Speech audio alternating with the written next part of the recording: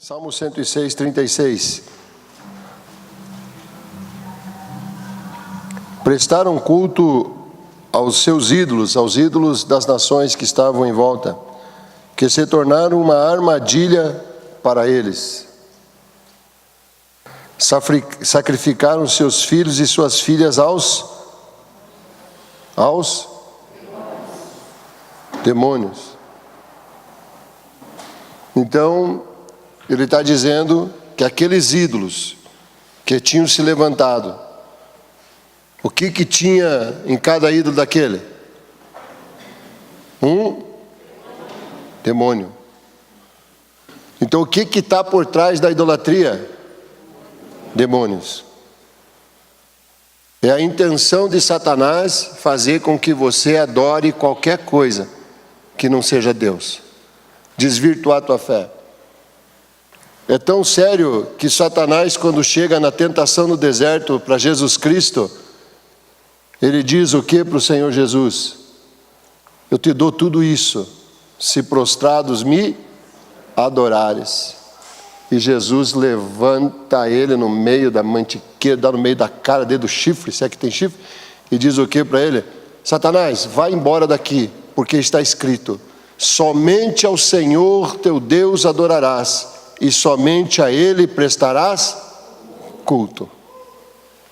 Somente a quem? A Deus. Adoração e culto somente a Deus. Qualquer outro tipo de adoração e culto, seja o que quer que seja na tua vida, é idolatria, tem um demônio por trás. Atos 32. Vamos ver se Atos 32 tem. Não tem. Já na hora aqui eu já lembrei. Gente, vocês têm que me perdoar que eu não estava muito bem.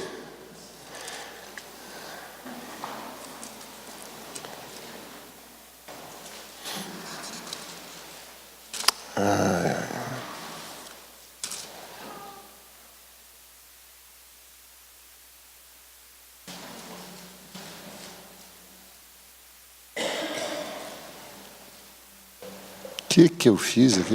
Uma bagunça aqui, tá louco, hein?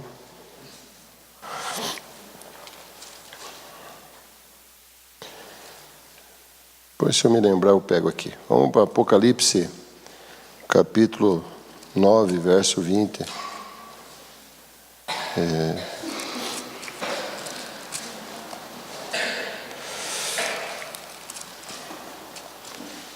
Veja lá para mim, Atos, você me fugiu agora. É aquele culto a demônios. Não sei se é Atos 16, 18. Atos. Nossa, eu li, e a hora de transcrever aqui,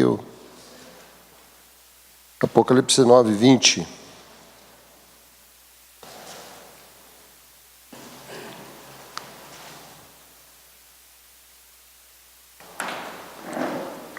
O restante da humanidade que não morreu por causa dessas pragas, nem assim se arrependeu das obras das suas mãos. Eles não pararam de adorar os demônios, os ídolos de ouro, de prata, de bronze, de maneira, ídolos que não pode ver, nem ouvir, nem andar. Quem continua travado? Com o pastor Edmar funciona tudo, né? Não tem referência errada marcada, computador não vai, a água é com gás, tudo bem, né? Mas você está com a tua Bíblia aí, sim ou não? Olha só.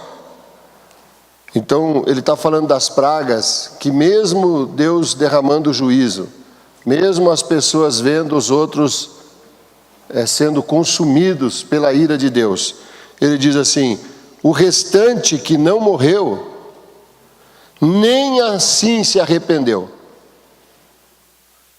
Então, por que Deus não matou todo mundo?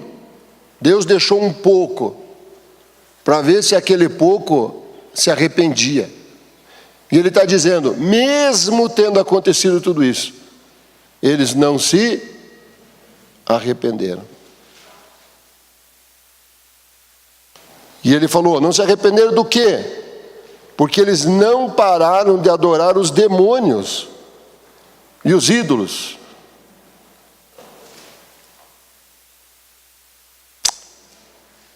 Quais eram esses demônios e os ídolos? Os que eram feitos de ouro, de prata, de bronze, de pedra, de madeira. Ídolos que não pode ver, nem ouvir, nem andar. De que ídolo que ele está falando aqui? Agora é daqueles que nós vimos, não? Agora são os ídolos feitos de estátua, que tem formato de pessoas, que tem objetos.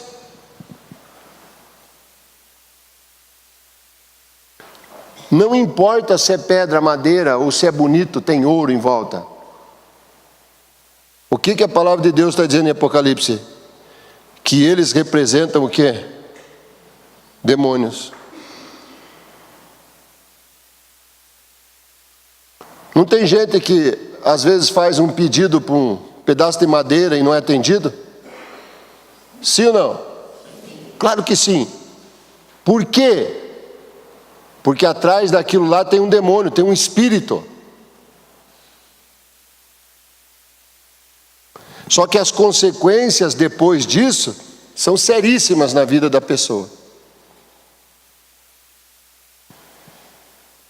Mas a pessoa mesmo assim não se arrepende.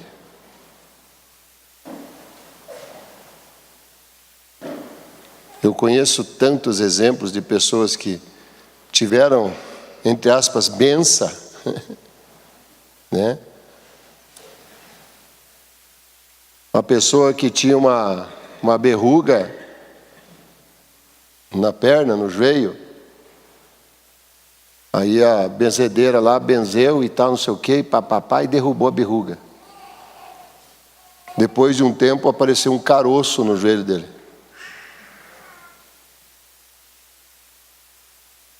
Mas a benzedeira derrubou a verruga.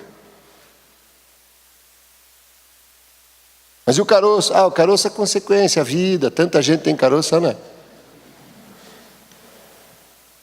Não. É muito sério esse negócio. É muito sério. O importante é que você entenda. O pastor mandou aqui uma referência, vamos ver aqui, Atos 7,42, vamos ver se é. Da onde que eu botei 32, pastor? Da onde que eu estou que eu estava com a cabeça? É que o pastor Edmar bateu tanto na gente que a gente ficou meio abobada, né? A culpa é do pastor Edmar, isso sim.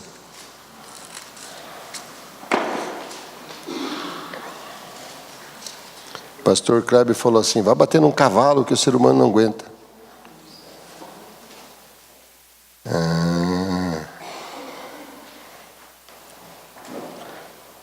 Olha o bilhetinho que ele mandou aqui para mim. Pastor Silvio, o senhor é um gato. Ó, obrigado. Vocês viram o relógio dele, gente? Mostra o relógio.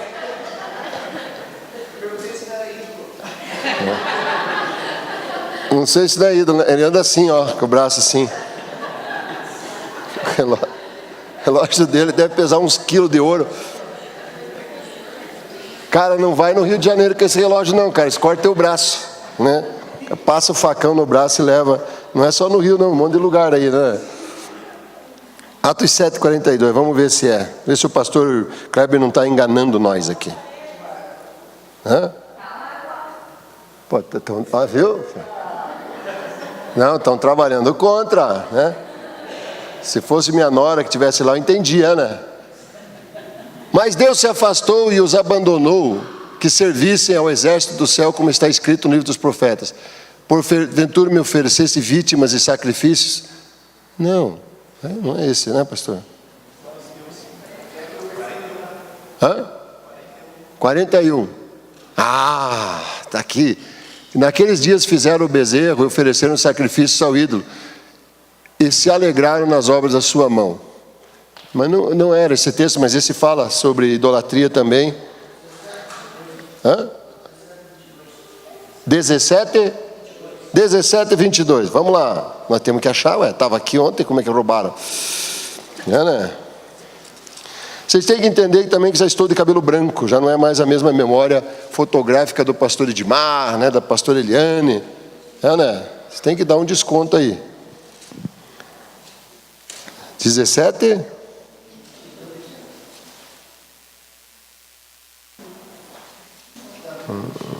Não é esse aqui. Mas não tem problema. Depois eu trago a referência para você, tá bom? Eu trago depois. O pastor Cleber mandou outro aqui. 1 Coríntios 10, 21. Vamos ver. 1 Coríntios.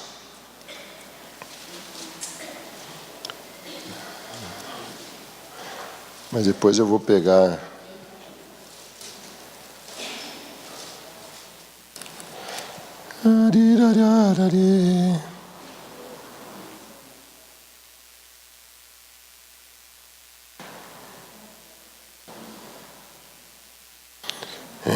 Isso, pastor Kleber. Vamos ler do 18. 1 Coríntios 10, 18. Observem o povo de Israel. Aqueles que comem dos sacrifícios não participam do altar. Portanto, o que estou querendo dizer? Será que o sacrifício oferecido ao ídolo é alguma coisa? Ou o ídolo é alguma coisa? Não, quero dizer que os pagãos sacrificam, é oferecido aos demônios e não a Deus.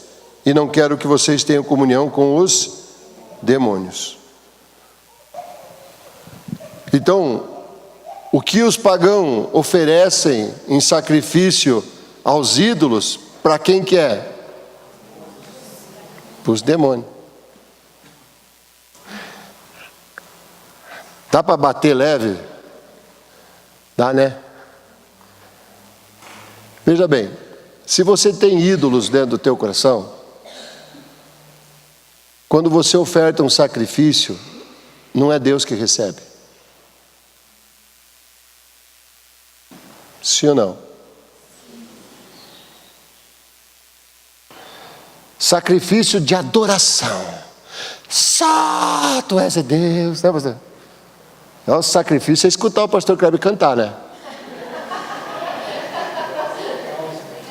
Mas seja o que for de sacrifício, para quem que você está fazendo? Gente, qualquer sacrifício que você faça, se você tiver um ídolo dentro do teu coração, é para aquele ídolo. Não é Deus que recebe. Por isso que é muito importante você se livrar dos ídolos. Porque quando você dá oferta, pode ser aqui, no lugar santo, no lugar sagrado. Mas se você tem dentro do teu coração, todo sacrifício que você faz é recebido por um demônio. E Deus não pode abençoar a tua vida. Não pode abrir as portas, não pode fazer com que todas as coisas aconteçam. Amém? Então, a gente tem que entender. 1 de João 5, 21. Eu já vi que o tempo já correu. Eu acho que tem alguém adiantando o relógio ali, só de brincadeira comigo. 1 de João 5, 21.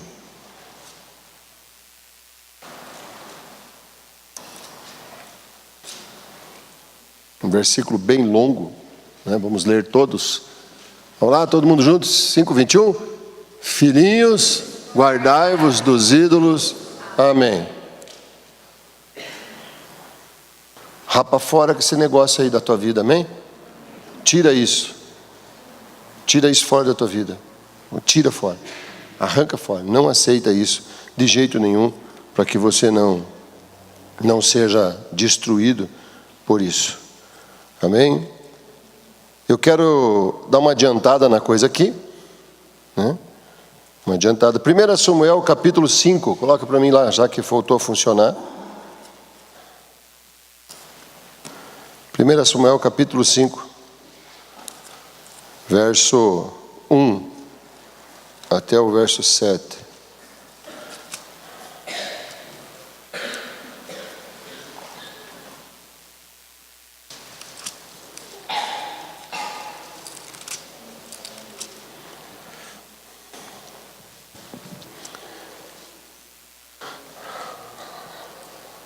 Vou te dizer, o pastor já falou sobre isso ontem, mas antes de orar com você, eu quero te mostrar, né, como é que a gente bota um ídolo por terra. Como é que a gente destrói um miserável? Acaba com o sanguinolento. Depois que os filisteus tomaram a arca de Deus, eles a levaram até Ebenezer de Asdod e a colocaram dentro do templo de Dagon, ao lado do seu ídolo, a estátua que representava. Então, os filisteus lutaram contra o povo de Deus e tomaram a arca. A arca significava o quê? Presença de Deus. Repita comigo, a arca significava a presença de Deus. Então, ali você tinha a representação clara do que é a presença de Deus. O que tinha dentro da arca? Vamos, gente, o que tinha dentro da arca? Vou te dar uma pista. Maná era uma das coisas que tinha dentro da arca. Representava o que o maná? Maná representava o quê? O pão que desceu do céu. Representava quem? Cristo. Amém? O que mais que tinha? As tábuas da lei, né? Os mandamentos. Significando o quê? Pô, gente, vocês estão aí, não? A palavra de Deus. O que mais? O que mais que tinha dentro da arca? Nada. Não tinha mais nada. A vara de Arão, representando o quê? O sacerdócio. O conjunto de Deus, de Cristo, do Espírito, representam a presença de Deus. Toda vez que é manifesta a palavra de Deus, representa a presença de Deus. Toda vez que você respeita o agir de Deus, Deus se manifesta na tua vida. Por isso que é muito importante você ter temor quando você vem no culto, você não deixar para conversar na hora da palavra, você tem o dia inteiro para discutir relação, não discute aqui.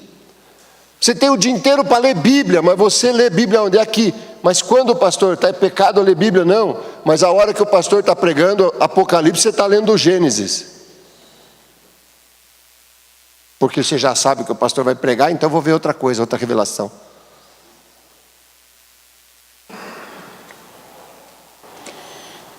Então a presença de Deus não se manifesta na tua vida. Mas o pastor Edmar já falou sobre a palavra de Deus, né? Agora eu quero falar para você sobre a vara, porque ela não basta apenas ser vara, ela tem que brotar. Olha a pessoa que está ao teu lado e diga, não basta só ser a vara, tem que brotar. O Senhor Jesus disse que Ele é a videira, nós somos as varas. E Ele falou que nós temos que dar fruto, e muito fruto. E esse fruto vem pela manifestação do poder do Espírito Santo na nossa vida, porque a Bíblia fala sobre os frutos do Espírito. Eu tenho que correr porque o tempo já foi praticamente. Vocês estão me entendendo, sim ou não? Sim. Então, para que você tenha a presença de Deus, você tem que ter a palavra de Deus, sim. Mas também você tem que ter frutos de Deus revelados pelo Espírito Santo na tua vida. Por isso Deus batizou você com o Espírito Santo. Quem aqui fala em línguas? Levante sua mão. Agora, quem tem a prática de falar em línguas todo dia? Levante sua mão. Olha aí, meia dúzia. Uma dúzia. Quantas do pastor Kleb? 20. Uma das obras do Espírito Santo de você é trazer para você a presença de Deus para que você fique livre das idolatrias. O Espírito Santo vai te contar exatamente o que é que está ali impedindo a presença de Deus de se manifestar completamente na tua vida. Então olha só, é muita coisa, mas vocês entenderam, sim ou não? Então a presença de Deus, depois os filisteus tomaram a arca de Deus e levaram até a presença do templo do ídolo Dagon, o ídolo mais terrível que tinha lá, o mais poderoso, entre aspas, E o que acontece? Quando o povo de Asdod se levantou na madrugada do dia seguinte, lá estava o quê? Dagon, o ídolo, caído com o rosto em terra, diante da presença de Deus. Aleluia, aleluia. E o que aconteceu? Eles se arrependeram? Não se arrependeram.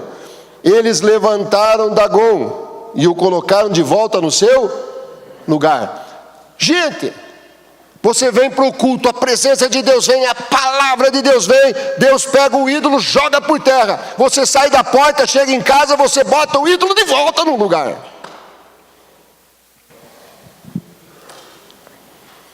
Mas que Deus derruba. Deus derruba. E o que acontece? Você põe o ídolo no lugar, o que acontece de novo? Na manhã seguinte, quando se levantaram de madrugada,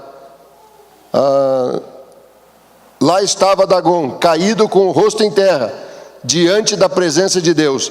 A sua cabeça e as mãos tinham sido quebradas e estavam sobre a soleira. Só o seu corpo ficou no lugar. Uma vez, Deus joga por terra. Na outra vez, Deus faz em pedaço. Mas se acredita que tem crente tão orelhudo que vai catar os pedacinhos dos ídolos para colar tudo de novo? Foi o que eles fizeram. E eles são tão orelhudos que eles disseram assim, que por ele ter caído ali naquele chão, ninguém podia pisar no chão onde o ídolo caiu, porque o chão era santo. É para acabar.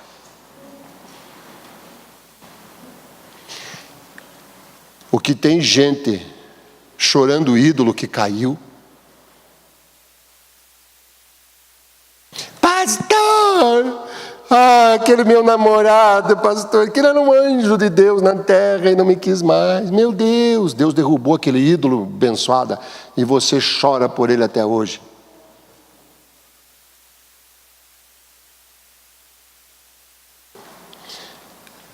Vem para a presença de Deus, vem. Eu quero dizer para você que muito dos tumultos que às vezes acontecem na tua vida não é o diabo não, é o próprio Deus derrubando as coisas que estão erradas na tua vida. E vai derrubar, porque aqui é um lugar onde a presença de Deus se manifesta. E não tem jeito. Olha a pessoa que está atrás e diga para ela, não tem jeito. Toda vez que o ídolo vem na presença de Deus, Deus despedaça ele. Vamos ficar em pé em nome de Jesus. Amém? Nós tínhamos muito ainda para falar sobre Betel, a casa de Deus, que se transformou em Bet-Aven, casa dos ídolos. Às vezes as pessoas transformam o lugar de Deus no lugar da idolatria. Isso aconteceu. Betel é um lugar onde representa a casa de Deus, onde muitas coisas aconteceram, desde Jacó e tantos outros, Samuel e tantos outros ali sacrificaram, ali viram, ali tiveram experiências com Deus espetaculares, a casa de Deus. Mas quando o rei Jeroboão faz bezerros de ouro e coloca em Betel para ser adorado, a palavra de Deus diz depois que Betel se transformou em Bet-Aven. Betel significa casa de Deus, Bet-Aven significa casa vazia, ou casa das vaidades, significando o quê? A igreja dos nossos dias. O que era casa de Deus em muito lugar, se transformou em casa de vaidades,